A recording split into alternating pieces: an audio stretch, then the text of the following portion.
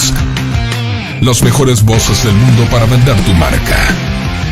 Soy Pablo Matus de Argentina y yo soy Ciudad TV. Un gusto saludarles. ¿Qué tal? ¿Cómo están? Muy buenos días. Gracias por estar ya con nosotros. Estamos listos para compartir información y un poco de análisis. Como siempre, se encuentra con nosotros el doctor Carlos Montúfar. Carlos, buenos días. ¿Qué tal?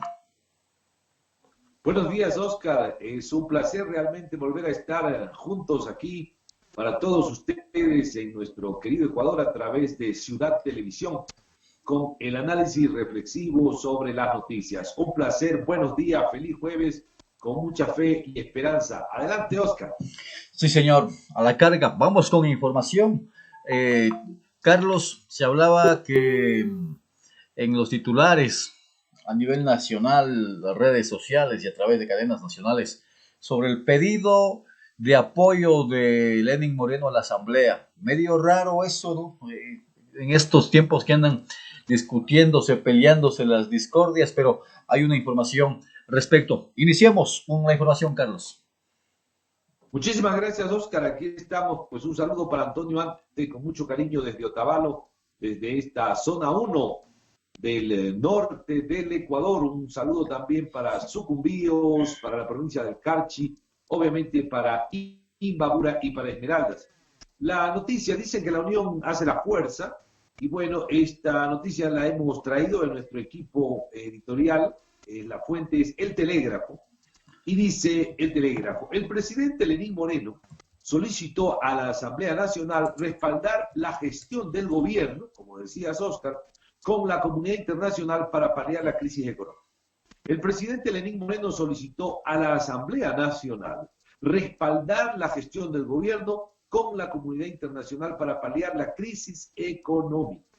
Esto, dijo, permitirá, entre comillas, la llegada oportuna de recursos para atender al país en salud, alimentación, empleo y dolarización. Lo interesante de esta noticia es que nos deja solamente el titular, un poco de marketing, pero no nos dice cuántos recursos serán asignados para salud, para alimentación, para empleo y dolarización. Me imagino que se refiere a mantener o a sostener, equilibrar la dolarización, pero no da cifras, no da porcentajes. Moreno, el presidente Moreno, invitó a la Asamblea, nos dice El Telégrafo, a sumarse a esa decisión para que el mundo escuche de nuestros legisladores que hay un apoyo mancomunado para recibir este soporte de la comunidad internacional. El presidente señaló que es optimista y espera que los legisladores con quienes ha contado en momentos difíciles volverán a poner al país por delante con un mensaje de respaldo a este proceso.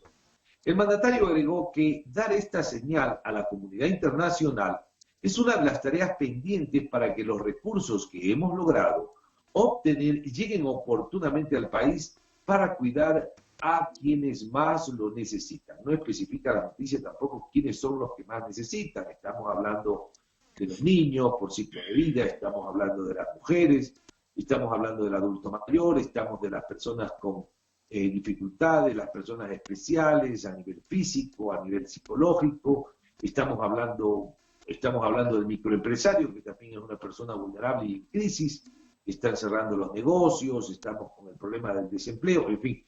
¿Quiénes son los vulnerables? No nos especifica la noticia, tampoco nos implica el volumen de recursos, en fin. El jefe de Estado recalcó que Ecuador ha recibido el apoyo de países y organismos internacionales, tampoco especifica la noticia cuáles, dice organismos internacionales y multilaterales. Entre comillas, dice El Telégrafo, algo que hace mucho tiempo no sucedía para enfrentar las dificultades económicas que trajo la pandemia del COVID-19 y avanzar hacia una pronta recuperación, ha dicho el presidente Moreno. Además, Moreno subrayó que se ha logrado reestructurar de manera exitosa la deuda en bonos y se ha reprogramado el pospago de la deuda con China en condiciones muy convenientes para el país. Esto es importante recalcar que habíamos tenemos deuda con China con tasas de interés de hasta de más del 10%, 10,7% anual, lo cual es extremadamente elevado a nivel internacional. Sin embargo, la noticia del Telégrafo es casi una no noticia, ¿no? Parece un panfleto más bien, con todo respeto al diario del Telégrafo, parece un panfleto publicitario. No nos dice reestructurar de manera exitosa la deuda, qué tipo de deuda, con quién, en qué cantidades, en qué porcentajes. Se habla de que se han reprogramado los pagos, en qué tiempo, qué cantidades, con qué tasas, con qué plazo, con qué tasa de interés, no nos especifica. También agradeció, dice el presidente, el apoyo de los poderes del Estado y la paciencia de los gobiernos seccionales, que son acreedores, se refiere a los GAT, servidores públicos que han recibido sus pagos con retraso o que no lo han recibido. Además, dio las gracias a la Asamblea por aprobar dos leyes, la de ordenamiento de las finanzas públicas y la del apoyo humanitario.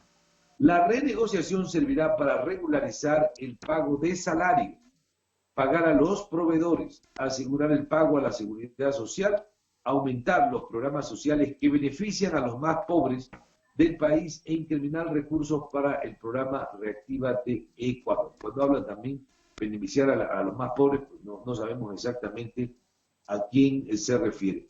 Realmente es una noticia que más que noticia parece un mensaje publicitario, un mensaje de marketing, anunciando en bonitos titulares pues el pedido a la Asamblea a aprobar a aceptar esta renegociación de la deuda que está proponiendo, dando el gobierno central, pero no nos da realmente elementos de análisis, al menos el Telégrafo, porque no nos dice qué cantidades, con qué tasas, qué proporción de esa deuda va a ser utilizada en qué sector.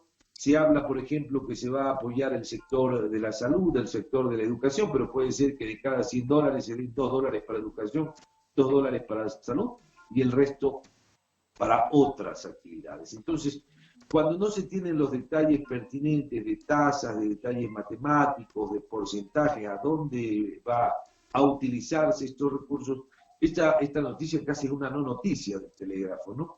Más parece un panfleto publicitario, no nos da muchos detalles, y esto es importante, yo pienso, comentarlo para nuestros oyentes, para las personas que nos siguen, la importancia de que cuando uno le dice vamos a renegociar o vamos a hacer algo muy positivo, preguntarnos, bueno, y disculpe, ¿qué hay detrás de lo positivo? Positivo quiere decir que vamos a otorgar un apoyo financiero a la salud, a la educación y al pago de la deuda. Bueno, es interesante decir, bueno, ¿y en qué proporción? De cada 100 dólares, si usted va a pagar 80 dólares a los intereses, a los acreedores, a la deuda externa, y solo 10 para salud, pues sí, un porcentaje se está ubicando para educación, pero ¿es realmente un porcentaje mayoritario o no? Sin embargo, estas cosas no se pueden analizar por la frivolidad un poco del texto de la prensa.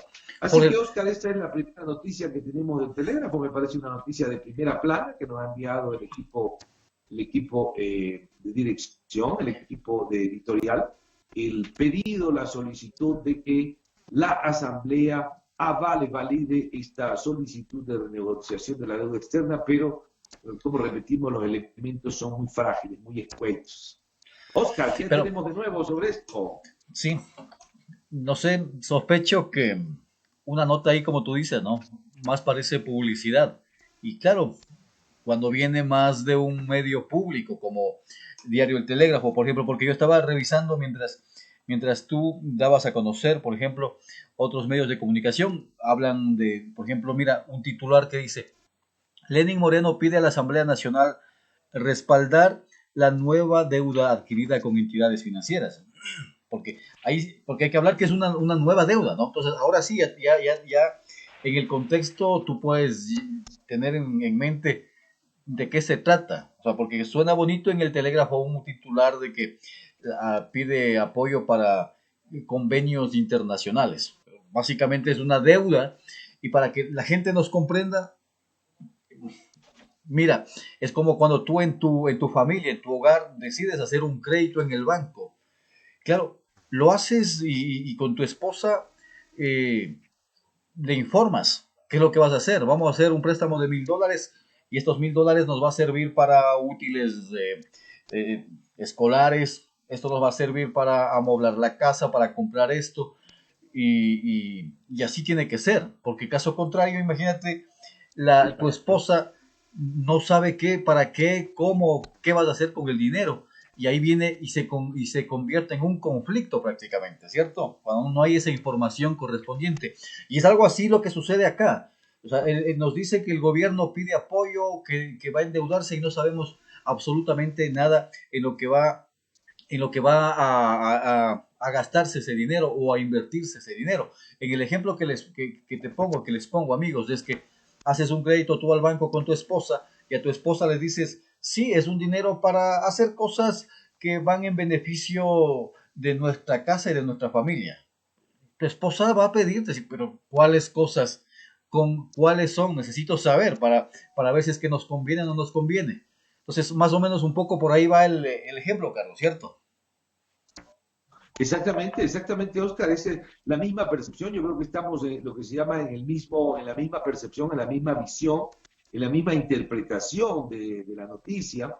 Lo importante aquí no es solamente si la Asamblea acepta o no acepta esta renegociación de la deuda, sino que sea explícito, transparente y claro esa renegociación a quién favorece, qué vamos a hacer con esos recursos.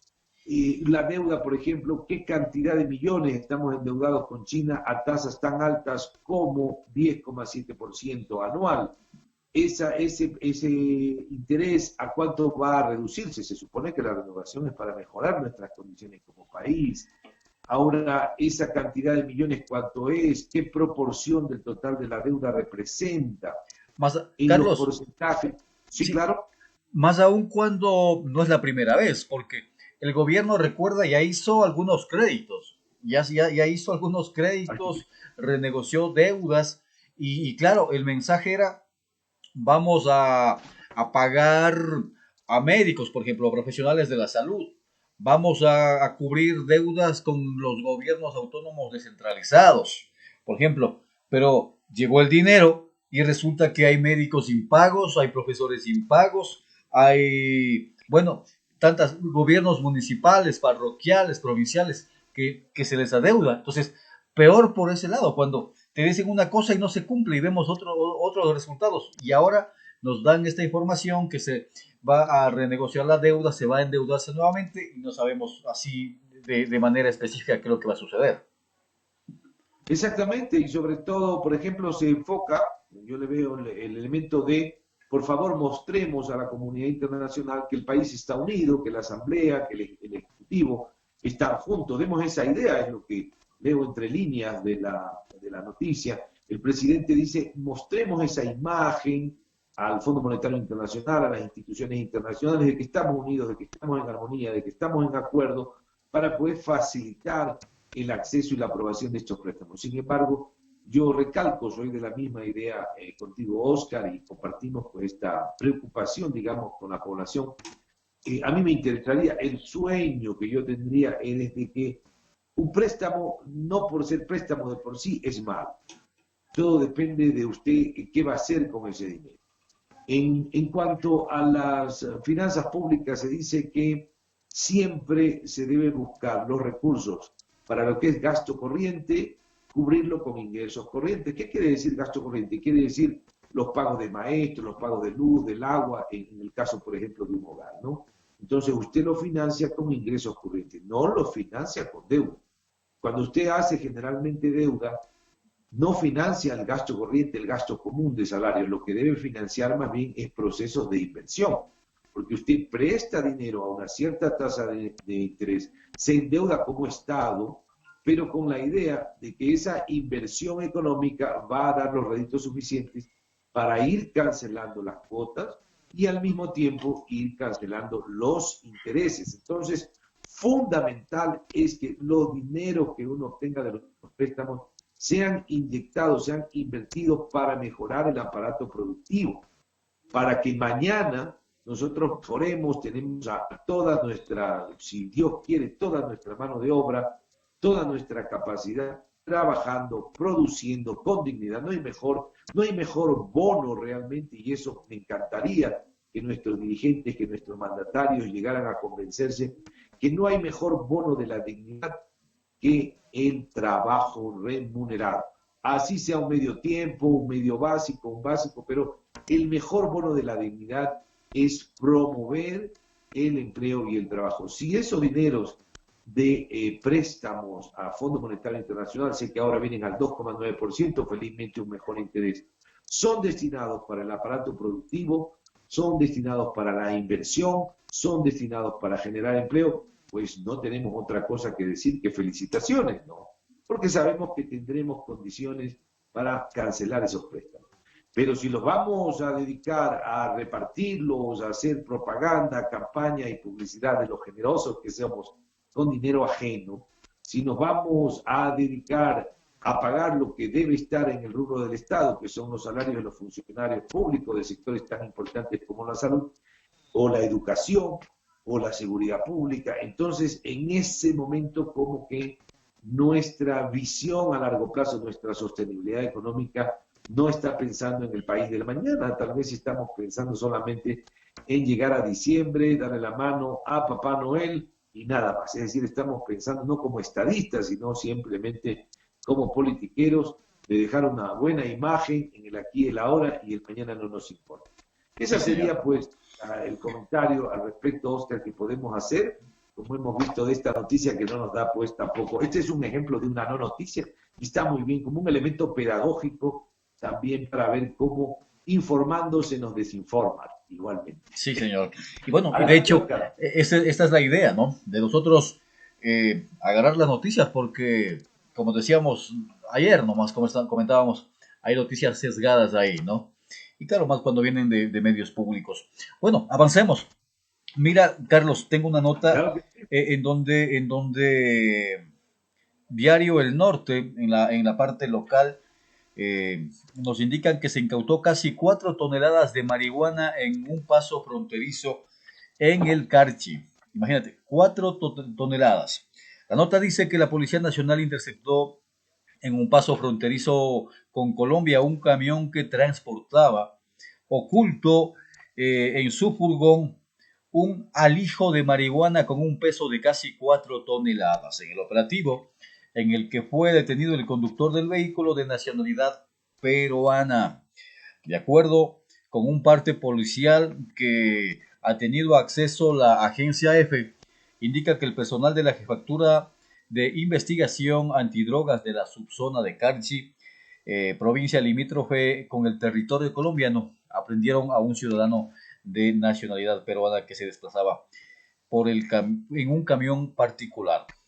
El nerviosismo que reflejaba el conductor, y no debe ser para menos, imagínate, ¿no? O sea, yo con un cigarrillo de contrabando me podrían agarrar realmente. Dice que la nota que el nerviosismo que reflejaba el conductor llevó a los agentes a realizar un registro minucioso del vehículo, donde se localizaron ocultos entre sus paredes y techo con doble fondo decenas de fajos rectangulares con el logotipo de una imagen nativa que contenía sustancias con características de estupefacientes, posiblemente marihuana.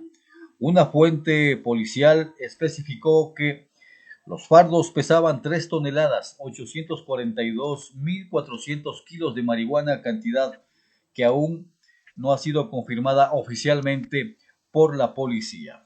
Un portavoz oficial confirmó a la agencia EFE la incautación, pero sin dar más detalle. En el norte del país. Un saludo para el diario El Norte, es un diario muy conocido en nuestra provincia y en nuestra región, en toda la zona 1. Saludos pues a todos nuestros colegas de Diario El Norte. Tenemos muchos amigos que participan, que construyen la noticia, que difunden. Un excelente trabajo, muy difícil salir adelante en este medio tan complejo del periodismo a nivel pues de lo que es la provincia, de lo que es el cantón, los medios que no son tan grandes como los super grandes monstruos de comunicación. Por eso, pues un reconocimiento y un saludo al Diario del Norte. Yo añadiría como comentario a esta incautación, creo que es una reflexión no solamente en función de drogas como la marihuana, sino el alcohol, el cigarrillo, la cocaína, la heroína, todo tipo de drogas, más allá de los permisos, las legalizaciones o no, el hecho de que el consumidor, es decir, el momento que nosotros, jóvenes, adultos, hombres, mujeres, no importa quién, el momento que nosotros somos consumidores, somos también corresponsables. Porque uno dice, pero ¿cómo es posible que esta gente traslade como unas cosas increíbles, con túneles, con camiones, con helicópteros? ¿Por qué esto se produce? Porque habemos compradores, queridos y estimados televidentes, habemos compradores. Todo producto gana valor en el mercado, gana precio, porque las personas lo aprecian, lo demandan, lo piden y lo consumen. Así que creo que el mensaje claro para todos nuestros hogares, para toda nuestra autoridad y para nosotros en general es tener muy en cuenta que la mejor manera de evitar el tráfico de estupefacientes es inhibiendo el consumo, no convirtiendo pues estas sustancias en sustancias valiosas, y el valioso está en el aprecio, en el consumo, en la demanda, en la compra.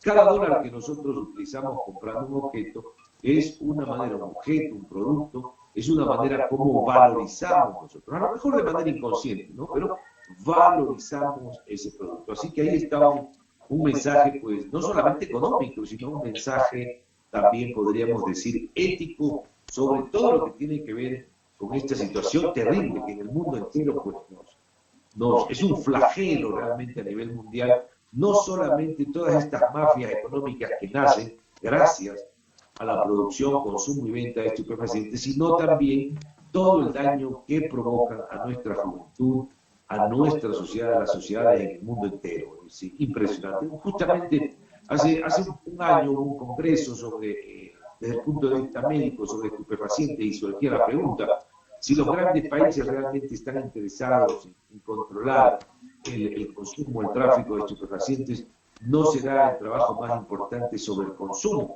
antes que sobre la comercialización, porque un producto que no tiene compradores es un producto que se desvanece en el presente. Sí, señor. Ahora, seguimos adelante con Ciudad Televisión. ¿Qué más tenemos desde Apuntaqui? Nuestra hermosa ciudad, nuestro hermoso cantón de la provincia de Imbabura, desde donde emite Oscar, nuestro gran amigo y colaborador, nuestro principal del programa Ciudad Televisión.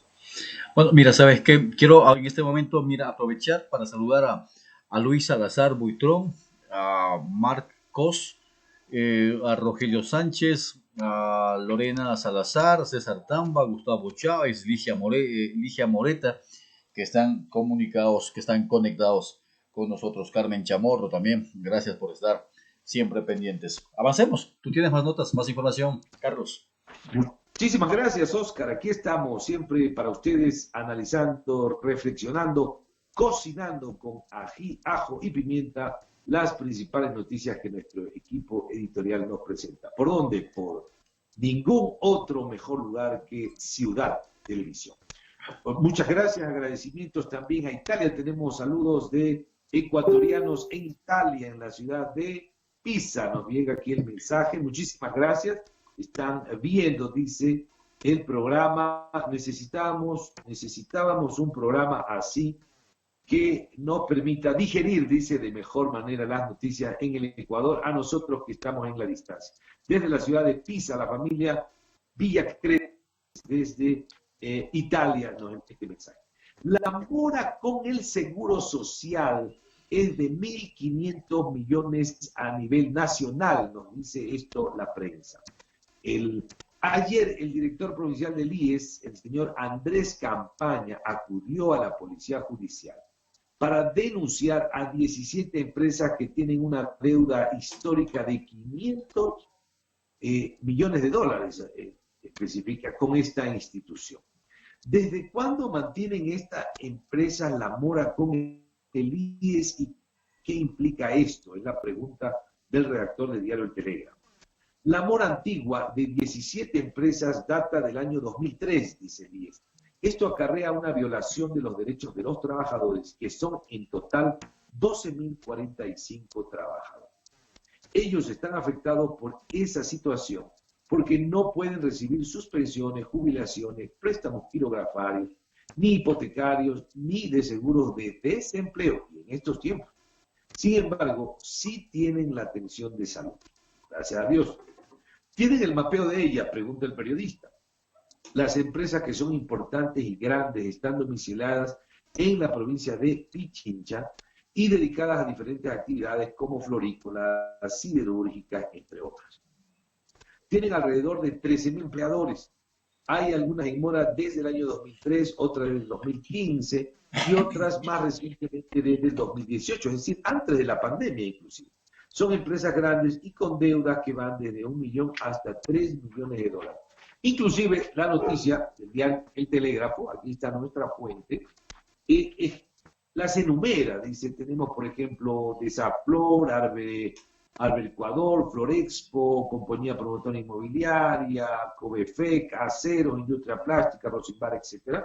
Y muestra pues, esto sí en detalle, esto sí es interesante porque muestra la cifra, ¿no? Dice, bueno, tal empresa tiene 3 millones, 2 millones, 100.000, etc.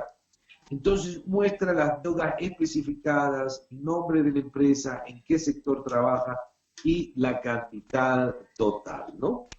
¿Por qué no se conoció antes sobre este tema?, dice el periodista. Porque había una falta de voluntad política, responde el funcionario del IES. Dice, pero Jorge Walter, el nuevo presidente del directorio del IES, impulsa la recaudación de estos haberes y queremos agotar todas las instancias de la vía coactiva. Y la última es una acción penal, dice el funcionario. El periodista pregunta, y desde el punto de vista legal, ¿qué le pasará a las empresas en mora? Esto es importante para los empresarios de esta larga lista, que obviamente no vamos a enumerar, que están en mora. En este momento pusimos, dice, en conocimiento de la Fiscalía, que hará la investigación con base al artículo 242 del Código Orgánico Penal, COIP. Una vez que eso ocurra, el caso puede derivar en un proceso judicial y esperamos que se pronuncie el juez. El COIP sanciona ese delito, atención con este detalle legal, el COIP sanciona ese delito con prisión de 1 a 3 años, así como la clausura de los establecimientos hasta que se pongan al día con el Seguro Social. ¿Qué buscan ustedes?, pregunta el periodista. Recaudar, como IES, recaudar el monto de la mora porque es importante para la seguridad social, salvaguardar y garantizar la sostenibilidad patronal porque esos recursos nos permiten seguir funcionando como IES, dar la jubilación, el seguro de desempleo, los servicios de salud, etc. Las empresas cobran a sus trabajadores, pero usan su dinero en otras cuestiones, interroga el periodista. Es muy grave, dice el funcionario del IES, porque existe una retención ilegal de las aportaciones de la seguridad social. Es decir, a los trabajadores se les descuenta mes a mes la seguridad social de su salario. Pero ese monto no termina en la cuenta del IES, sino que hay un desvío de fondos. La mora es generalizada, esto es una actitud generalizada en el país, pregunta el periodista. Existen casos en otras provincias y de hecho, dice, el expresidente Correa convocó a una consulta popular en 2011. Allí se aprobó la penalización de los derechos contra la seguridad social y se aplicó el COIP, que contenía estas figuras de la retención. Sin embargo, no se hicieron acciones penales. Pero nosotros lo hicimos y otras provincias se han sumado a Pichincha. ¿A cuánto asciende la deuda patronal con el IES a nivel nacional? Y esto es importantísimo. La mora patronal bordea. Patronal quiere decir del patrón, ¿no? La mora de las empresas. Bordea los 1.500 millones de dólares. ¡Ulala! Yo no sé ni contar eso, ni me puedo imaginar. 1.500 millones de dólares a nivel nacional. Uno que con 1.500 dólares ya se cree millonario. Y es una deuda histórica. Hay empresas que no han pagado desde hace muchos años y otras que no lo hicieron en estos meses. En estos meses se comprende, pero aquí hay deudas de hace 10 años. ¿Cómo obligarles a pagar a estas empresas?, pregunta el periodista. En la vía civil se establecen medidas cautelares como la retención de fondos de la cuenta, pero la vía penal nos ha dado buenos resultados. Por ejemplo, dice el Seguro Social, con la Universidad Tecnológica Equinoccial que está en mora con el IES. De la UT recibimos 2.500.000 y solicitó un convenio de pago que estamos analizando. La universidad todavía nos debe 8 millones de dólares, es decir, retuvo de manera ilegal las aportaciones sociales de sus docentes y empleó esos recursos en otros fines, entre comillas, dice el entrevistado del Seguro Social funcionario. ¿Hay algo positivo en la recaudación? Se pregunta finalmente el periodista del Telégrafo. Sí, en julio tuvimos una recaudación histórica, la más alta registrada, de 23 millones de dólares de la mora patronal. Son parte de las consecuencias que nosotros impulsamos, nos dice la noticia. Esto es un detalle económico muy importante porque implica que hay un sinnúmero de empresas que están en deuda del Seguro Social. Me imagino, esta es una lista, una veintena de empresas solamente a nivel de Pichincha. Imaginemos cómo está el resto del país. Sin embargo, entre líneas, junto con esto, yo quisiera también preguntarte sobre qué pasó con la deuda del Estado, del gobierno central con el Seguro Social. Porque el Seguro Social como institución se alimenta no solamente de los recursos de los ciudadanos, la deuda patronal en la realidad es la deuda de los recursos del patrono, pero también lo que se recauda como contribución al Seguro Social de todos los trabajadores afiliados en el Ecuador. ¿Qué pasó con la otra contraparte, que son los recursos que sí debe cancelar como apoyo o contribución del gobierno central? Yo me imagino que ahí no hay medidas precautelares ni nada por el estilo, ni COIP contra el propio Estado. Pero es importante en este saneamiento de deudas con la seguridad social, que hay que recordar que la seguridad social no es una entidad estatal, o sea, los dineros del seguro social son los dineros de los afiliados, ¿no? Claro.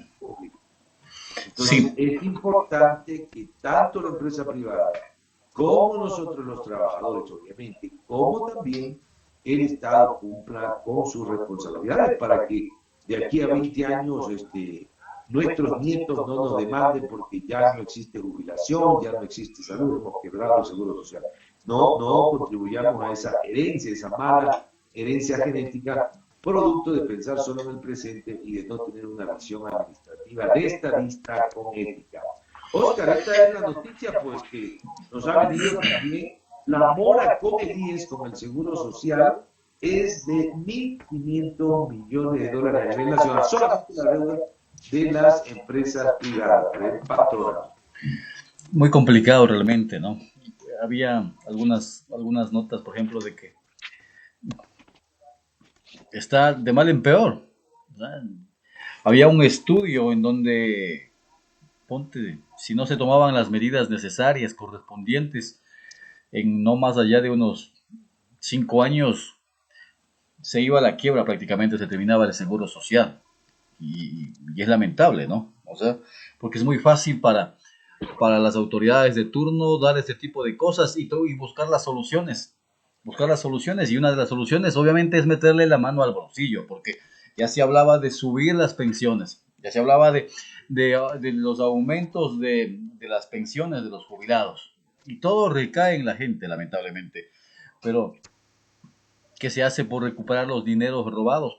Por buscar un mejor servicio. Porque, Carlos y amigos, ¿prefieres tú pagar un médico particular, una clínica particular, que irte al seguro? O sea, porque es lamentable realmente. No sé si es que tú, Carlos, en tu experiencia laboral y también como persona, has escuchado esto.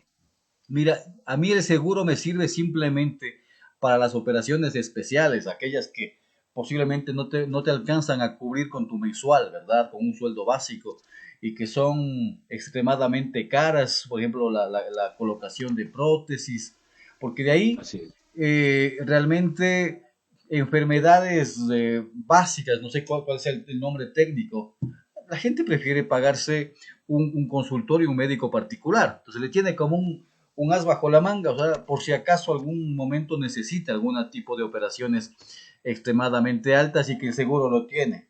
Para eso, imagínate a lo que hemos llegado, Carlos. Exactamente. Sí, Oscar, este artículo sobre el seguro nos abre realmente una puerta a un análisis muy global sobre lo que es la seguridad social. La seguridad social básicamente es un concepto de fraternidad, de solidaridad. ¿Por qué? Expresada luego de manera económica. ¿Por qué de fraternidad, de solidaridad? Porque se supone que yo, por ejemplo, tengo mi salario básico y globalmente yo recibo $400 por mes, pero la recepción, lo que se cotiza, tanto de mi parte como trabajador, como de la parte del patrono, del empresario que me contrata, es alrededor entre 80 y $100 por cada salario básico. Es decir, que en la realidad, cuando usted contrata a alguien, usted no tiene que hacer un balance de $400, de los 500 y pico, porque tiene que incluir lo que corresponde con la seguridad social. Entonces, usted hace ese pago, esa contribución, pero usted está sano, yo estoy bien, pero sin embargo, esos $80, esos $100 mensuales, corresponden a esa expresión de solidaridad, de fraternidad, con el resto de personas, de trabajadores que pueden estar enfermos en un momento determinado. Y es esa cotización la que permite financiar a personas que en algún momento están más socados con relación a mí, que estoy sano y que estoy en este momento trabajando. Esa es la expresión de solidaridad. Ahora, el criterio base de sostenibilidad, ¿cuál es? Para que sea duradero, que todo el mundo, bueno, si 100% de la población económicamente activa está trabajando, tanto mejor, y si el 100% que está cotiza al seguro, muy bien, porque entonces, mientras más personas cotizamos, eso es. Desgraciadamente, lo que no solemos ver desde el aparato estatal es de que cuando disminuye la capacidad de empleo, también disminuyen las personas que cotizamos. Si Pedro, Juan, Luis, María, por estas situaciones que han llegado o por otras, dejan de trabajar, entonces dejan también de cotizar al seguro. Los despidos traen una disminución de esa expresión de solidaridad. Entonces hay menos ingresos al seguro social porque hay menos trabajadores. Por eso es que un verdadero estadista, no un politiquero, un verdadero estadista pensaría en cómo mantener a todo su aparato social, su aparato de país productivo, todo el mundo trabajando, medio tiempo, tiempo completo, pero todo el mundo cotizando. Ahora, también cuando eso no sucede, pues las instituciones se debilitan. El otro caso es que usted no tiene derecho como Estado a ni siquiera a mirar esos dineros, porque esos dineros no son recursos estatales, son recursos de las personas de toda la población que trabaja. Usted puede velar, cuidar, apoyar, pero no es propietario del Estado, son recursos privados, en la realidad, los recursos del Seguro Social. Ahora, las ventajas que uno tiene. Las ventajas del Seguro Social son dos, básicamente. Aquí y en cualquier lugar del mundo. Básicamente la jubilación. Usted sabe cuando llega un momento en la vida en que su capacidad productiva, física o intelectualmente decrece, usted tiene la oportunidad de tener un salario, un apoyo, que es su propio dinero simplemente, que ha sido pues invertido durante sus 20, 30 años de vida productiva. Es decir, la jubilación es importante. Cuando uno es joven, tiene 20 años, la jubilación, ¿qué será eso, no? Pero cuando los años van pasando, usted se da cuenta que sí es importante ese apoyo. Y el otro, obviamente, como decías, Oscar, yo realmente al Seguro Social espero, que Dios me lo permita, solamente ir, mejor no ir, pero si una vez voy, pues ha de ser porque tengo una cirugía, un corazón abierto, alguna cuestión compleja que realmente destruiría mi escuálida economía personal. Entonces, una cirugía, una cuestión así, una hospitalización, el mismo COVID, por ejemplo, Dios no quiera. Entonces, esas situaciones complejas que requieren hospitalización, que requieren gran gasto, pues sería muy difícil. Claro que también tenemos la consulta externa, tengo una gripe, tengo una infección, bueno, son cosas que no son letales, no me van a provocar la muerte, también es una ventaja. Pero creo que lo más importante son las grandes cirugías, las enfermedades caras que necesitan hospitalización, enfermedades genéticas, ahí es una ventaja. Y también hay un aspecto fundamental que lo veíamos desde el Ministerio de Salud Pública, ¿no? A veces en esto de la idea de, mira qué bonito que soy, ¿no? Como presidente, como diputado, como lo que fuese, tomamos decisiones, ordenanzas que son realmente bien desordenadas, ¿no? En algún momento se dijo, mire, todo el mundo tiene derecho a la atención médica. Entonces, el paciente del Seguro Social, si iba al Seguro Social, veía que había una cola un poquito grande, decía, no, yo me voy al ministerio, ¿no? Me voy al ministerio a hacerme atender, aunque yo pago por mi atención al seguro.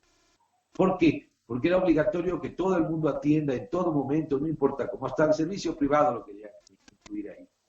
Pero eso crea desorganización y conflicto. Luego, en esos conflictos, se creó un sistema de pago, de recolección de dinero, a cotizar, a poner a los hospitales y a los centros de salud a cotizar cuánto costaba la atención, la respiración del médico por cada paciente que venía del Seguro Social, a hacer un recubrimiento de costos y a entorpecer el funcionamiento de las instancias del Ministerio de Salud Pública. Todo por no respetar la idea de que hay pacientes asegurados y hay pacientes no asegurados. Y esas cosas no es cuestión política, es cuestión simplemente de lógica y de una visión de servicio con calidad, con eficiencia, con pertinencia. Todas esas cosas hay, ¿no? Y eso también es responsable uno como paciente, ¿no? Que, puchica, no me atienden al seguro o no me sonrió bien el médico del seguro, me voy al médico del centro de salud y a la final por la misma enfermedad yo estoy haciéndome consultar 2 y 3 veces. Eso es un gasto, un consumo extra e innecesario. Y obviamente, pues, una cosa que hemos perdido como funcionarios públicos es un mea culpa, ¿no? Yo pienso que hemos perdido también aquella idea de que el funcionario público es como todo ser humano, no nos justificamos por la calidad de servicio al prójimo, es hasta bíblico eso, ¿no? La calidad de servicio al prójimo. Servir lo mejor que podamos, con lo que pues a veces con una sonrisa, eso funciona. Pero todos somos pro y parte en esta. Este es el fundamento del Seguro Social. El Seguro Social es muy válido, es importante, pero necesitamos un Seguro Social con personas que desde el gobierno, que desde el IES mismo, piensen en la sostenibilidad y en el servicio a largo plazo y no solamente en la publicidad, ¿no? Ahora, yo también me pregunto, yo no creo que estas empresas que no han pagado sean empresas llenas de gente con malos pensamientos, ¿no? O personas que no quieran realmente. Debe haber una crisis, debe haber un problema económico de fondo muy grande. Yo siempre he sido muy crítico ante las pasiones que a veces uno se despierta. Uno dice, aquí están los malos, acá están los buenos. Los empresarios son malos, los trabajadores son buenos. Los trabajadores son malos, los empresarios son buenos. Todas esas polarizaciones no le hacen bien al país. Eso solamente genera pasiones que nos ciegan, que no nos permiten ver la realidad. Yo pienso que también no hay que ver solamente la cuestión ética o la falta de la ley. También debe haber una crisis económica muy grande en las arcas empresariales, por lo que estas deudas se dan. Yo pienso que detrás de todo deudor no hay siempre un estafador, sino que hay un contexto económico mucho más grande, al cual obviamente debemos asumirlo como población y también como Estado. Pero que ahí está pues la reflexión. Lo que tratamos de hacer humildemente, un granito de arena de reflexión para buscar cómo servir al mañana de mejor manera. Oscar, esto es entonces Ciudad Televisión. ¿Qué tenemos desde los teletipos de nuestra central en Antonio Arte? Ok, vamos. Mira, sabes que se empiezan ya a hablar, las organizaciones sociales empiezan a organizarse ya para nuevas manifestaciones. Por ejemplo, el FUD anunció ya un paro nacional, el Frente Unitario de Trabajadores. Y también, mira, esta nota dice, la Federación de Estudiantes Universitarios del Ecuador anuncian movilización el próximo 16 de septiembre tras la decisión de la Corte Constitucional de revocar las medidas cautelares que fueron presentadas en contra del Ministerio de Economía y Finanzas. Y claro, la FEUE hace un comunicado, dice, Corte Constitucional le da las espaldas a la universidad pública. Y el comunicado dice lo siguiente: después de 5 meses de haberse recortado los $98.210.198 del presupuesto de las universidades y escuelas politécnicas, la Corte Constitucional dictó sentencia desestimando las acciones de incumplimiento número 34, 35, 38, 39 y 20 IS y revocar las medidas cautelares ordenadas mediante resolución del 12 de mayo del 2020. los estudiantes universitarios rechazamos la resolución de la Corte Constitucional, ¿sí?, que no responde a los intereses de la comunidad universitaria, ya que favorece a la política neoliberal del gobierno de Lenín Moreno, que con la excusa de la actual crisis económica busca endeudar más al país con el Fondo Monetario Internacional. Esto a costo de reducir el presupuesto para la educación y la salud. Desde el 1 de mayo, que se conoció sobre el recorte presupuestario en las instituciones de educación superior,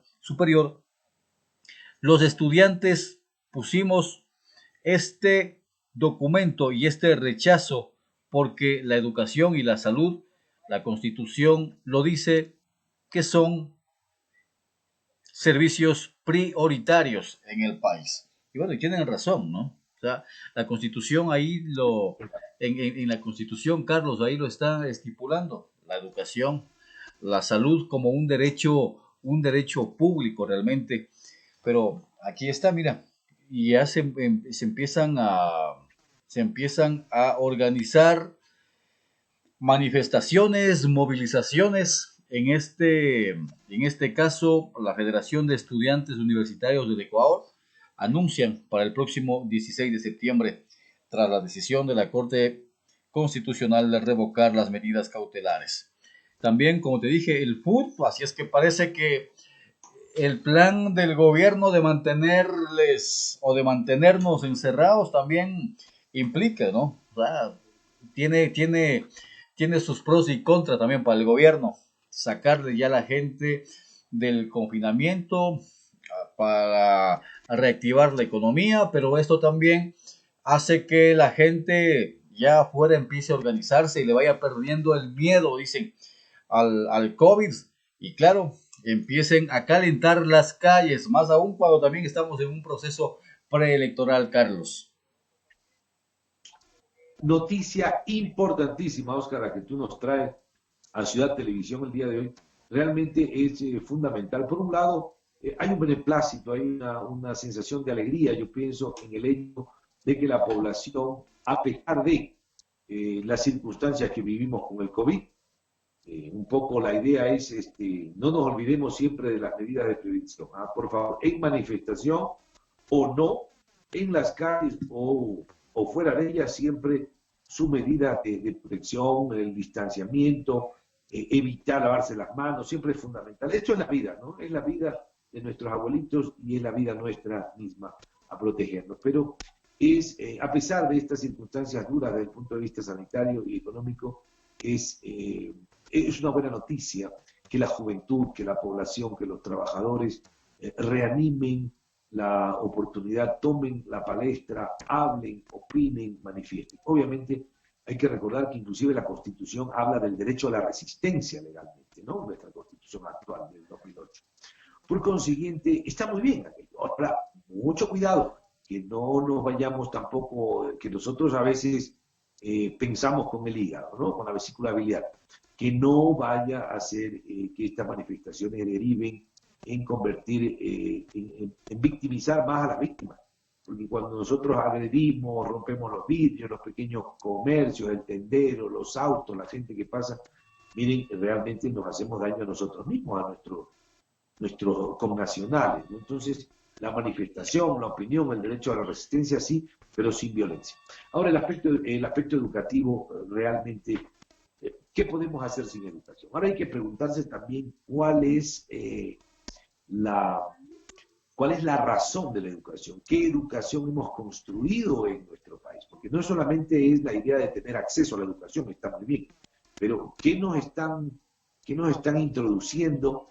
¿Qué cosas nos están adiestrando? Como decía un famoso escritor, un filósofo ruso, decía, yo no sé si realmente la educación sirve para forjar rebaño para los pastores o pastores para el rebaño. También es fundamental. Por eso, una educación reflexiva, una educación analítica, una educación que nos permita meditar sobre lo que hacemos y sobre lo que no hacemos también es fundamental. Pero el derecho a la educación, obviamente, no puede faltar. Y en ese sentido tenemos una noticia, miren aquí, tal vez la última noticia, estamos con el tiempo justo. Esto es del Últimas Noticias, del diario Últimas Noticias, dice, les cacharon, utiliza un término coloquial, copiando en el simulador. La primera sesión de uso del simulador del nuevo examen de acceso a la educación superior se realizó el 7 de septiembre del 2020. En esta, la Secretaría de Educación Superior, Ciencia, Tecnología e Innovación, CENESIC, detectó el intento de copia de 177 personas. Dios mío. Entonces, un aspecto ético, ¿no? Ahí es un aspecto ético. Ayer hablábamos, Carlos, ¿recuerdas que ayer hablábamos sobre los aspectos de la corrupción, sobre los aspectos de que hay que ir corrigiendo en el barrio, en la escuela, en el colegio? A esto nos referíamos. Miren ustedes, así es, exactamente, Oscar, miren, desde el inicio. Sin embargo, dice la noticia, a esos usuarios, informó la CENESID a través de sus redes sociales, se les cerró la sesión. El anuncio lo acompañaron con una imagen que muestra la pantalla con el mensaje prueba finalizada por intento de captura de pantalla. La Secretaría dijo que si se registra este comportamiento durante el examen, los responsables tendrán una nota de 0. Por ello, pidió no exponerse a las personas que rendirán el examen entre el 17 y 18 de septiembre, es decir, que ahorita nuestros bachilleres están estudiando. En la publicación de la CENESID, jóvenes que se inscribieron para rendir la prueba solicitaron asesoría debido a inconvenientes para ingresar al simulador habilitado este lunes. Sin embargo, yo me quiero hacer una pregunta, soy muy preguntón. Yo me pregunto, bueno, ¿y si el bachiller ya se graduó, hizo los 3 años ahora de educación secundaria, aprobó los semestres, presentó su tesis, es un bachiller? ¿Cuál es la pertinencia de dar un nuevo examen más de reubicación? ¿Cuál es la necesidad de duplicar, que no solamente haya un Ministerio de Educación, sino ahora también una CENESID? ¿Para qué crear un aparato más ahí? Porque yo digo, me pregunto, ¿no? Si soy un bachiller y bueno, estoy tenso, estoy inquieto, qué sé yo, no salgo bien en el examen, pues ya voy a tener una nota baja, voy a tener Publicita con nosotros. Carrera y universidad. Casi como que no me hubiera graduado. Pero entonces debería haber la oportunidad, si este examen es realmente tan pertinente y tan importante, ¿no debería yo prepararme en un año, ir a dar el examen y si apruebo el examen voy a la universidad con título o no? ¿No sería también pertinente? O sea, yo pensando en cómo facilitar, no hacer como lo que solemos hacer, no como un gobierno que exprime, que regula, que normativa, sino como un gobierno que además de regular facilita el trabajo y la educación. Me pregunto. Luego la noticia dice 188.945 estudiantes. Miren, no son 8 estudiantes. 188.945 estudiantes que rendirán la evaluación a nivel nacional, de los cuales 3.490 lo harán en una sede asignada por CENESID para garantizarles equipo y conectividad con condiciones de bioseguridad. Entre los aspirantes se encuentran 1.393 personas con discapacidad que rendirán la prueba. El examen es de opción múltiple y cuenta con 80 preguntas sobre matemáticas, lengua y literatura, ciencias naturales y ciencias sociales. Está programado para ser resuelto en 2 horas, en el caso de la población general, y 3 para la población con discapacidad. Una semana antes de la fecha establecida, la CENESID informará a través de la página web, importante esta noticia para nuestros bachilleres, examenadmisión.cenesid.gov.es, la fecha y hora exacta en la cual cada persona rendirá su examen. Cada sustentante recibirá la información en su correo electrónico. Por razones de seguridad, la Secretaría informó que el examen para cada persona se estructura minutos antes de la toma. Con esta noticia, pues, corroboramos, coordinamos con la novedad sobre las manifestaciones, el FUT, la educación, la disminución del presupuesto para la educación universitaria y la pregunta sobre la pertinencia de ubicación de un examen. Yo estoy muy contento que todos pasemos un examen en algún momento determinado para ver, pues, cuál es el nivel. Eso me serviría a mí como un examen de base para saber, bueno, estos estudiantes vienen de los que mejor puntuaron, los que menos puntuaron, vienen de colegios periféricos, de colegios privados, particulares, en qué ciencias estamos fallando, nos fallan las ciencias sociales, nos fallan las matemáticas, un examen diagnóstico que nos permite ver cómo podemos mejorar la educación secundaria, si se requiere apoyar más la privada, la pública, la citadina o la rural. Eso yo lo veo bien positivo, pero que ese examen determine mi futuro, si voy a acceder a la universidad o no, si voy a tener cupo, si voy a elegir mi carrera. Yo más bien, con todo respeto para el ministerio, bueno, no es ni siquiera el Ministerio de Educación, el bendito CNC, yo me preguntaría si no sería mejor como gobierno preocuparnos porque hubieran 188.945 plazas para la educación superior y tecnológica en el país cada año, para que nadie se quede fuera. Muchas gracias, Oscar. Seguimos adelante desde Atuntaqui con Ciudad Televisión. Sí, bueno, saludar a Andino, a Elvia Mercedes, Sonia Cañar, Diego Guzmán, Guillermo Rodríguez, Carlos Arciniegas, nos mira en Otavalo, mira Carlos Arciniegas, Javier Solano, Mariela Elizabeth Melo, bueno, y a todos quienes están pendientes de lo que venimos haciendo. Carlos, el tiempo, pese a que son 60 minutos, ¿no? Son 60 minutos que estamos al aire, el tiempo se convierte, como siempre en los medios de comunicación, en nuestro enemigo, pero la ventaja es que tenemos mañana también programación para seguir conversando, analizando la información correspondiente. Por hoy el tiempo se nos ha terminado, Carlos. Agradecerles.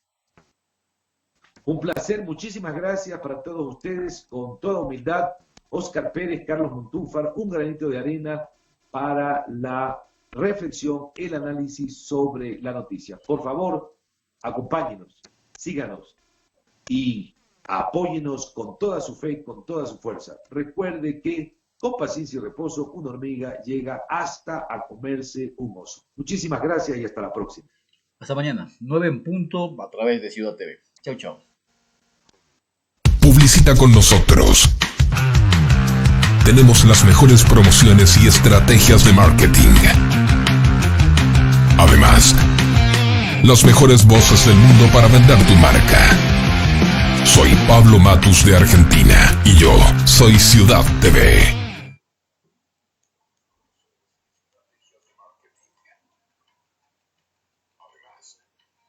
Las mejores voces del mundo para